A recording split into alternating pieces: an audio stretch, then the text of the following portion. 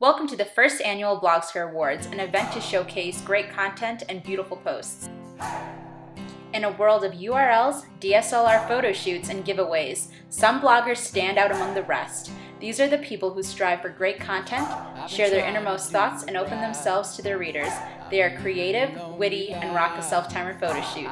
These are the Blogskers. Our first category for tonight is popular blog link-ups.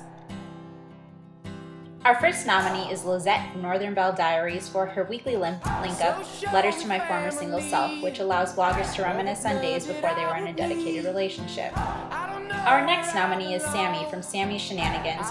Her Weekend Shenanigans link-up allows bloggers to recap on those beautiful 2 days in which they may or may not blog and feature fun pictures and fun events that bloggers do over the weekend. Our next nominee is Erin from Living in Yellow. This one-time blog link-up called If I Was a Boy allowed for bloggers to reflect on what life would be like if they were the opposite gender. Fun posts included how they would choose to treat women, and as well as members of the same sex. Our last nominee in this category is Whitney from I Wore Yoga Pants to Work. Her one-time link-up of the facts of Whitney allowed for bloggers to reflect and reminisce on random facts about themselves. This was a great opportunity for bloggers to talk about unusual aspects and personality quirks that they might not normally discuss on a typical blog post. She be standing next to me. And the winner is Whitney from I Wore Yoga Pants for her display of creating a very simple yet fun link-up that allowed for numerous bloggers to participate. It was easy, fun, to the point, and allowed for other readers to learn more about their favorite bloggers. The next category for tonight is the Best Do-It-Yourself Birthday. Our first nominee in this category is Jessica from the blog Little Baby Garvin. You may have recognized her from her popular Pinterest posts, in which she documented her pregnancy carrying Harper via her chalkboard tutorials. She created some of the most beautiful chalkboards that you'll see, and if you just check out Pinterest or her blog, you can actually find out how to make a chalkboard very similar to that. Now, Jessica went all out for Harper's first birthday, including a pink ombre theme that she was very excited about. Here you can see Harper is dressed out, decked completely in Etsy shops. From her tutu to her crown, it's all pink, ombre, and wonderful. The blog features beautiful family photos, events, and of course, those beautiful chalkboards that Jessica creates. She even made that cake. It was quite the do-it-yourself. Our next nominee are two bloggers, Tiffany and Jamie from the blog Craft Interrupted.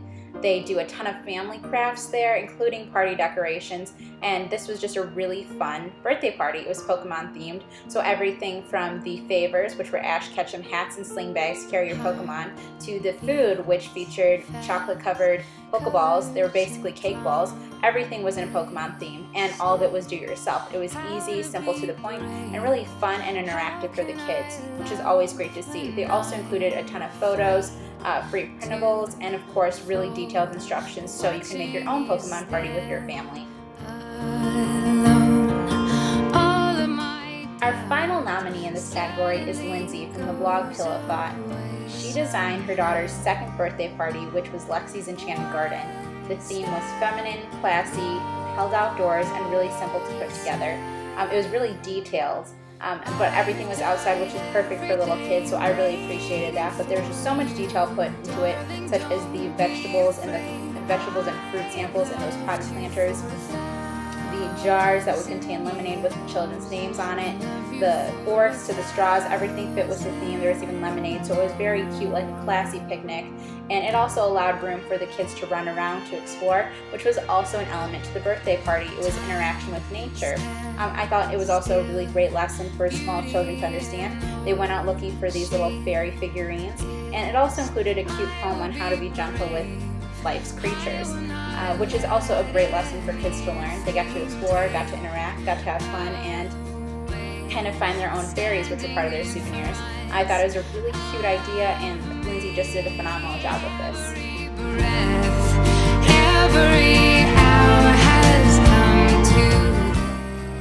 The winner is Craft Interrupted with a Pokemon themed party. I thought this was the perfect blend of do-it-yourself and having a fun interactive party with kids. Everything was beautifully done together, and they did a great job. Our second to last category of the night are the best mommy moments. Our first nominee is Lindsay again from The Pillow Thought on her blog post called Love Languages. She was upfront and personal with her readers, saying that she wasn't a very avid reader of books. However, she came across Love Languages, absolutely loved the concept, and decided to apply that to her life with her daughter and her husband. And she talks about how she chooses to fill up their love tanks and show them love every single day. Our next nominee is Vicky Christine with the blog post A River Runs Through Us, A Birth Story Part 2.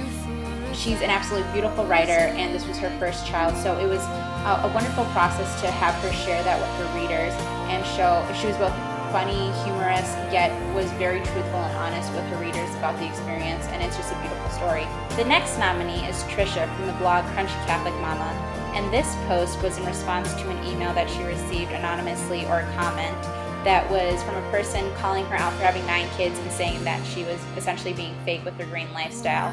Now, Trisha is a wonderful mother. She truly cares about her children and does everything for them in terms of health and well-being. So it was really interesting to see how calm and collected she was in response to this person, and she was just a really classy lady. So I appreciated this post.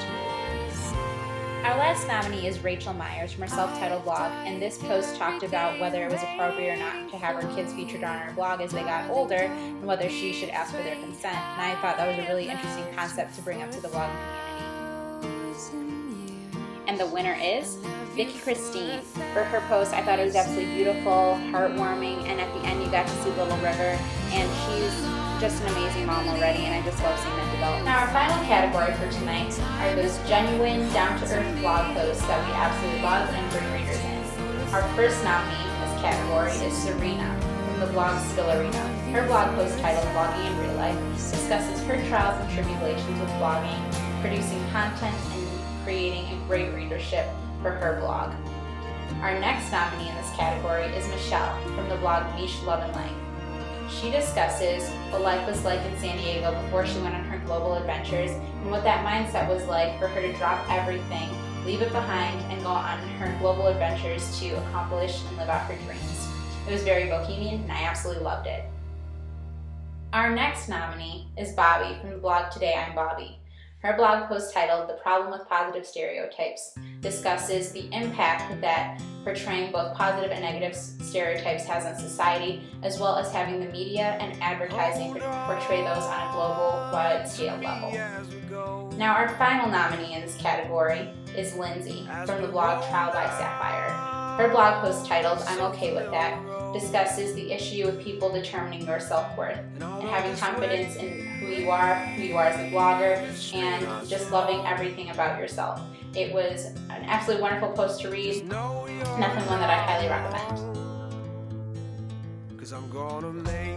And the winner is Lindsay from Trial by Sapphire.